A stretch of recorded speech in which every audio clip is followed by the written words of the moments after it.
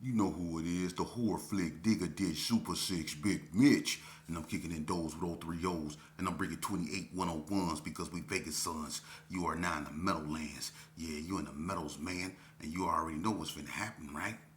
Shh, be very quiet. Bang! 22-inch, dang a dang. You already know Bolo Yang, Hubba Dub, bang. Nah, I'm just playing. Welcome to Vegas Chronicles. I got a cold intro, huh? I like it just like that. Just like that. Anyway, man, welcome to Vegas Chronicles with the host Big Mitch from Super 6. And today we do what we do. We stay kicking actual factuals. And today, man, I want to talk to y'all about something, man. You know, and this really directed at the youngsters and the youth out there. You know, I want to tell y'all a serious story, man, about something, man. And this is what a lot of you youngsters, if you haven't found this out yet, you're going to figure it out soon enough. I hope you don't have to go through what I'm about to tell you, but this is harsh realities of being involved in this type of lifestyle, joining gangs, being sent to institutions and things like that. You're gonna find out things that's gonna break you, man, your heart. It's gonna break you to your very soul, especially if you really, stand on your business and you believe in that fictitious bull crap that we think that, give a dang about us like this gang stuff. You're gonna find out the hard way, man. But let me tell you a story. All right, when I went to when I first arrived at NNCC, from Indian Springs, before I got blasted and all that stuff. Um, I went up there, man, and I was up there with one of my, let's just say OG homeboys. That's the terminology, OG homeboys, okay? And he was legendary, and I'm just say they call him Gangster, all right? Let's just call him Gangster. That's what they called him, Gangster, right? And this dude had a lot of pull. He had a lot of power. You know what I mean? And I remember him from a kid. I grew up in Gearing Circle, and so did his family. And I grew up with him and all his brothers and all that. And Gangster was up there in the medical unit. You know what I mean? And I'm not gonna get all up into that, but he was in the medical unit, right? And so a situation that I did video on before occurred on that yard between Vegas and California, and a big war broke out on that yard, a riot, and a lot of people was injured in that riot, and I myself was also injured in that riot because I let a bozo come get me, and I ended up, getting blasted in the eye, by one of the Cali dudes. But it's not the bozo's fault; it's my fault for going. I could have just said no and stayed where I was, but I chose to put myself in that situation, so I only have myself to blame, But I was bitter for a long time behind that. But after that happened to me, I had got moved to the medical unit, so I was over there with Gangster, and we became real close. He felt bad that happened to me, and he wasn't there, and he couldn't do nothing about it. I was going through a lot. I was only 17 years old, just finna be 18, and some traumatic happened to me. When you get, blasted in your eye, it's a life altering, incident, and I had to go through a lot of things that's for another story. But me and Gangster got real close, and at first Gangster didn't used to come out the unit, for whatever reason, and as time went on, he got more relaxed because he was dealing with his situation, But as time went on, he started to come out the unit and stuff like that, and lift weights. He started hanging around, people like, TP or Couchhead, you know what I mean, and he was the huncho, you know what I mean, and I didn't know that, I knew him from the street growing up, but I didn't know in prison that this dude was a whole nother individual. I mean, people was really scared of this dude. His reputation, it speaks for itself. It's legendary. Before I was even, knew what, GPK was or whatever I was, involved in, he was already solidified, especially in prison. This cat here was known for sticking hangers up in people, and he didn't jumped on some of the most legendary people like Big C. Y'all know Chris and Craig from California. Um, Gangster robbed them, bust him up on the way out. Bad. You know what I'm saying? And it's a big old swole dude, swole like Tookie. But he got his head opened up, and I actually seen Gangster Rob extort him. You know what I mean? And he was really kicking in the gangster, and I couldn't believe that. So for all these dudes that's from California, man, that got them, that think that Nevada is weak. It was some dudes from Cali getting extorted by Vegas dudes, hands down, man. They had to pay the state. And it was a few of them that had to pay the state. And it's no disrespect for nobody. It's just the reality of the situation. Some dudes from Vegas is beasts, for real. But look, Gangster started flexing his muscles, so he came out. Everything got organized. On NNCC yard, it was a big car. You know what I mean? And there wasn't nothing but Gersons on that yard and Bloods at this time. They was really into it with the Crips. It started with the Cali boys, and then the Vegas Crips ended up forming an alliance with the Cali boys, and then another riot happened, and they just ran all the Crips off the yard. So everybody knew that NNCC at one point was a no-go because it wasn't nothing but Gersons and Bloods on that yard. And everybody know this was around 95 and 94. This when all this stuff started to happen. But Gangster, he started extorting everybody on the yard. If you was bringing in something like this one cat from Oakland, Big Zos. Everybody remember Big Zos from Kumi, 415, big yellow light-skinned dude. He was really running a Reno cop, but he was from Oakland. See, Reno side with the Bay Area. They weirdos, you know what I mean? They don't even consider themselves Nevada. I don't know what's up with them. But they align themselves with the Bay Area. But Gangster was extorting Big Zos. I watched Gangster tell Zos he had to 4 o'clock to get him his PKG, or he was going to roll up his whole cop. And Gangster was by himself when he said this. And threatened that man like that, man. And about 2-something, that man had everything Gangster told him he better have. So I didn't see literally dudes bow down to this cat. So after a while, Gangster ended up getting sent to Ely because it was so much stuff happening on that yard. We had a ride with the whites, you know what I mean? And so they started sending people to different yards. Gangster ended up going to Ely. And that's when Golden Circle put a green light on Gangster. They never got to him, but he had a green light on him. Then they sent him to Indian Springs. Now, we meet back up at Indian Springs, and down there, I was kind of like tripping with the North at that time. And I didn't like how things was going because I felt that, the so-called OGs that was on Indian Springs at this time, they was basically, bowing down to the North. The North had numbers. They was kind of deeper than us at this time. And then when the football game happened, it was certain OGs. Look, it was certain OGs that gave me a banger and told me their hand was messed up from playing football and they couldn't participate, basically leaving us all on our own. And it was me, J Wack, Short Dog, Mad Bummer, Capone, Bam Bam, Freaky P, Deseret, and Jinx. You know what I mean? Didn't nobody else help us, and it was way more than that on the yard. One OG said he was going to get his laundry from Unit 2 and never came back. They left us on our own, and the North was about to smash us. So I'm showing you something though. This is what the OGs was doing before Gangster came down there. But when Gangster Rob came down there, that whole yard, it changed because, look, it was dudes on that yard that he had on PC for 5 years. So when they seen him, they automatically started kicking in. And I'm going to keep it 100 with you. One of them was Bankroll. I'm going to just say Bankroll and leave it at that. Was kicking in. I'm talking about every time he went out there and came back, he had to break it off on everything I love. Big C from California. Every time he went on visit, see, this is what people don't know, but I'm giving y'all some real game. Every time, well, watch how this ends. But every time people like that went on visit, they was breaking Gangster off. They homeboys didn't know about it.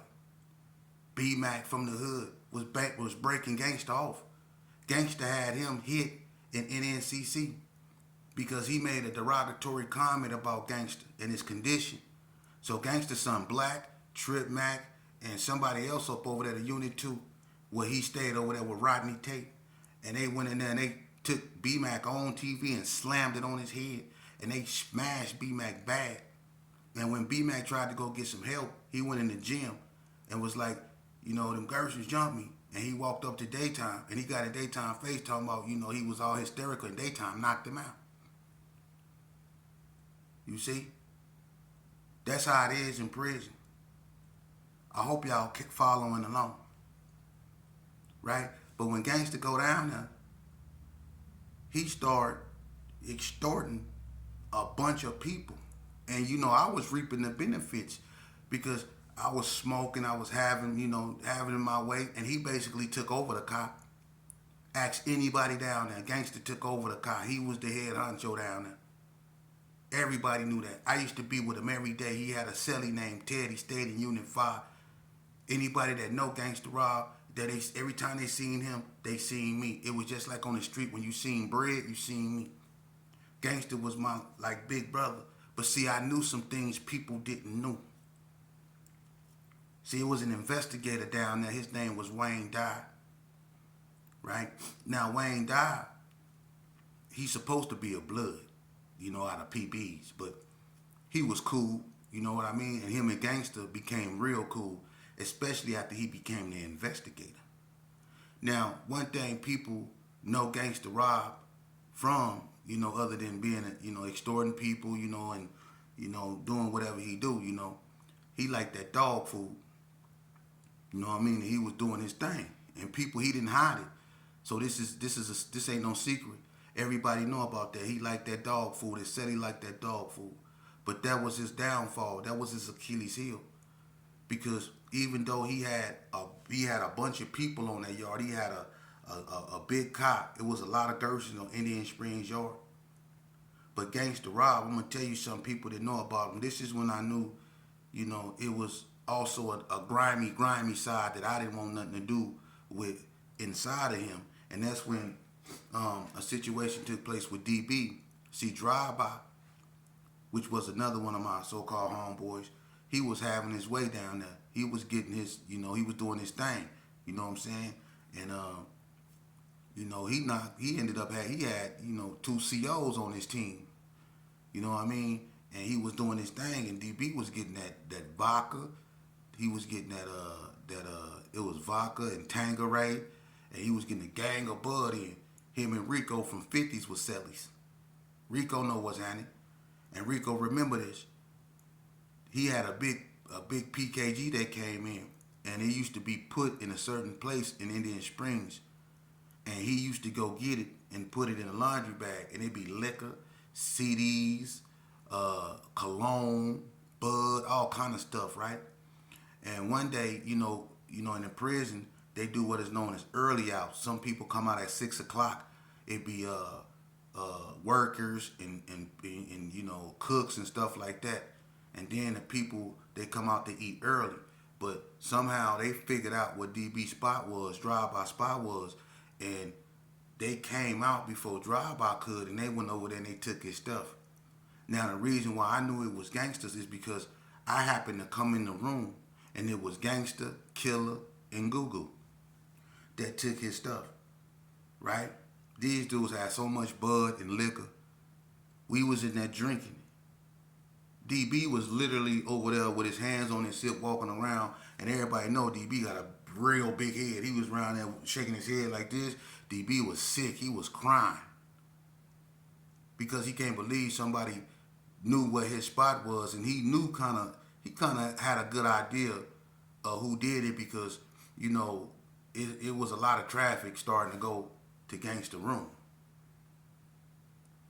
Gangster took it, and I knew it, but I didn't say nothing because he was breaking me off, so I was just as scandalous as him, and we supposed to be his homeboys.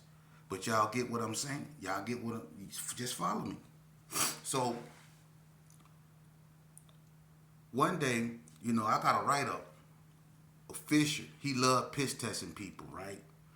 And I got a write-up, and we was trying to get the write-up squashed, so we had to go to the administration and meet with Dyer, right? Now, one thing people knew Gangster Rob from having was a lot of jewelry. People that know him knew he had rings on every finger, ropes, all that. People never wonder where he got it. You thought he probably got it off the yard from, doing his thing and bought it from people, and stuff. Mm-mm. See, when we went down there to talk to Di and we went in Di's office, Di had a drawer and it was full of jewelry that they confiscated from dudes over time from sales shakedowns or whatever. He had a drawer full of jewelry and he opened it up and he let Gangster go in there and get basically what he want, one ring and one necklace of his choosing. That's how Gangster was getting it. And I'm like, why would he just give him jewelry? And then I'm going to just keep it so 100 with you. In my face,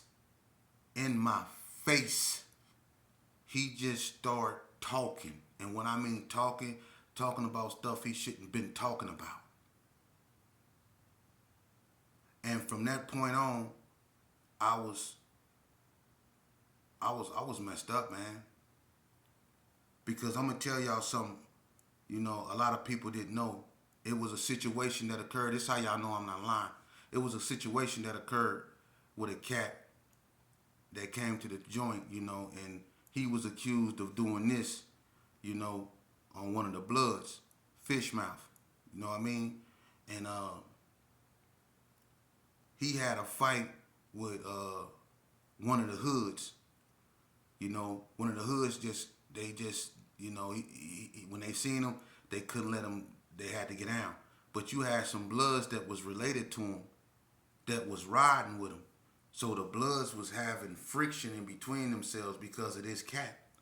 He swore to God that he didn't, get down, and he didn't do this, but the Bloods is saying, we got proof you did. We got the paperwork coming, right? So while the paperwork was on its way, the Bloods was like, it was like half was over here, half was over here. Because he had two cousins that was from West Coast and they wasn't letting the hood do nothing to him, and the hood and the coast got into it. But the paperwork came. And sure enough, it was all bad. But I'm going to say this right here. How did he get off the yard? See? Because, he got rolled up. Mysteriously. How did he get off the yard? I'm going to tell you. It was so much grouping up that the police had to come and bust it up between the Gersons and the Bloods because it wasn't no paperwork at the time, so the Gersons wasn't finna let nothing happen to him, But the Bloods swore up and down that he did what he did. So they was adamant. So it was hostilities. So the police kind of got in it, involved in it, and what happened was the guy that was accused of doing this ended up getting rolled up. And then come to find out it was Gangster that went to Dyer and told Dyer what was going on. And Dyer had that boy moved off the yard to keep the peace. That's the truth on my father. You see, youngsters? So people that you think be your so-called shot callers or people you think be your so-called big homies, man, listen. They don't be who you think they are. And a lot of times, I'm not saying all of them. I can't speak on nobody.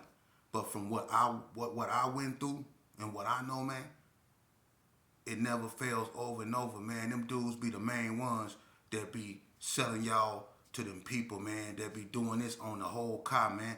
It be the ones that y'all call y'all leader, the one that make y'all do stuff, man. They be making y'all do stuff and be doing this on y'all at the same time, man. I'm keeping it 100, man. I'm keeping it 100, man. I'm keeping it. So let me explain something to you. What I just told you and how I played a part in that when they took that from drive-by, how I was up there, smoking that boy stuff and drinking that boy stuff and going and looking in that boy face, lying in that boy face, acting like I'm mad his stuff missing too when I know who got his stuff. But that's how your homeboys will do you. Now, do you want to be a part of something like that? And hold on, before I say another thing, let me check this out, man. It's a bozo that got in my girl inbox, right? And said some disrespectful stuff. Now, look, man, I'm not going to even go there with you, man. I'm going to wish you the best. I understand, and I hear you in and out the hospital. You know what I mean? My thing is this right here, bro. Don't disrespect my girl. If you got something and you got a problem with me, you get it and you take it up with me. Getting in my girl inbox and saying disrespectful things like that, that's not going to provoke me, man. See, I'm wise enough to know when it come to rotten fruit, you let it fall from the tree all by itself. I ain't got to do nothing. I ain't going to do nothing but pray for you, bruh. You understand?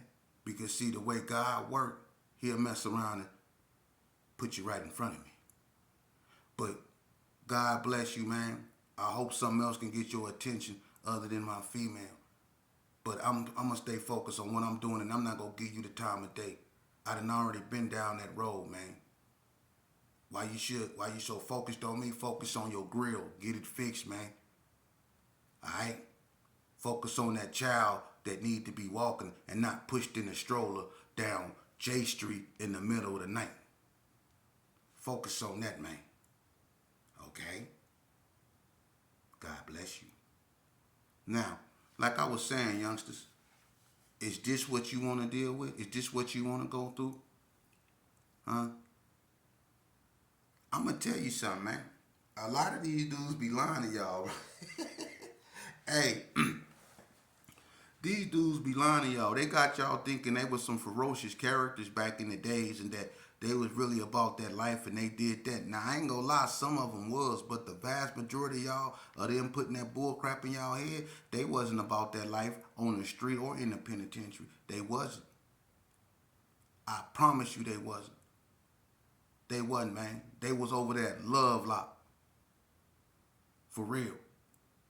A lot of these dudes wasn't about that life, man. Some of them was. Shout out to the ones that got it together. You know, that's out here, the ones that was really about their life and mentally matured. Them the ones pushed the line for positivity because they know how destructive this life can be.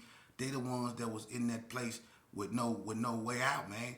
They was the ones that had L's, man. They really know what this about. They fought the goon squad for real. They been in riots, man. They watched people get unalived up in there, man. This ain't no game, man, but y'all keep taking it as a game, man. You got mamas that's running around here that's barely hanging on because they study doing the unthinkable. They sending their sons off. They burying their sons. And we walking around like it's normal, man. Ain't nothing normal about this, man. Our neighborhood and our communities are so unstable. It's a shame, man.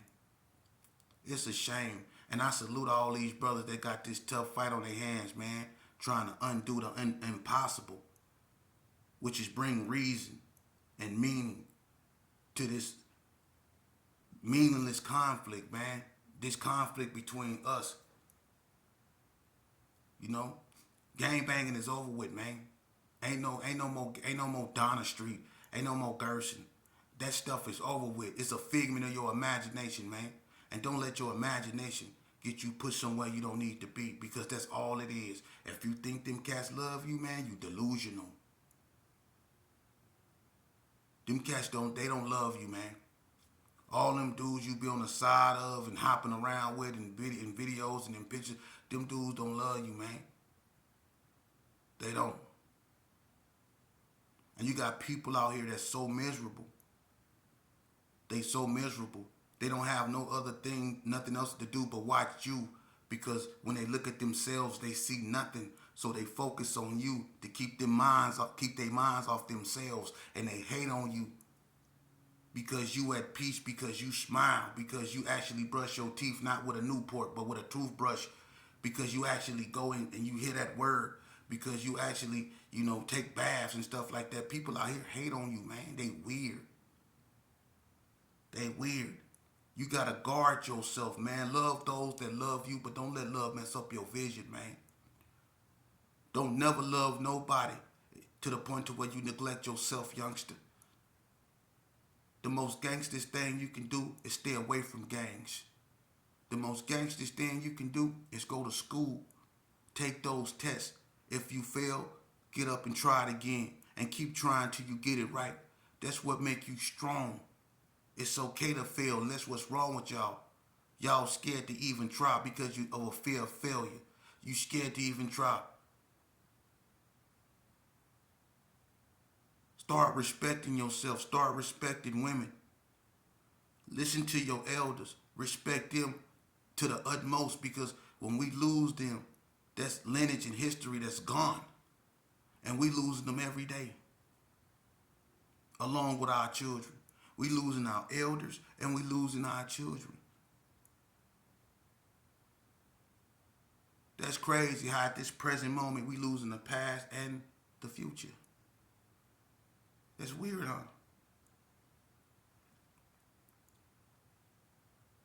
Look, man, I'm not gonna walk around here mad like a bunch of these dudes. I'm gonna keep bringing y'all Vegas Chronicles. And to that one cat that said that I got my dates misconstrued, you more than willing to come on my platform and tell me how I got my dates misconstrued.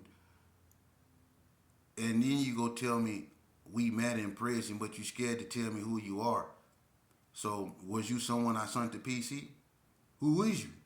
You know, if I got the dates misconstrued, let's speak on it.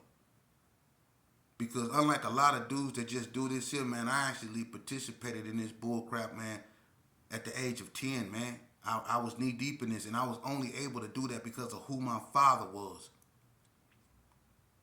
That's why I was able to participate at such a young age. It was because of who my father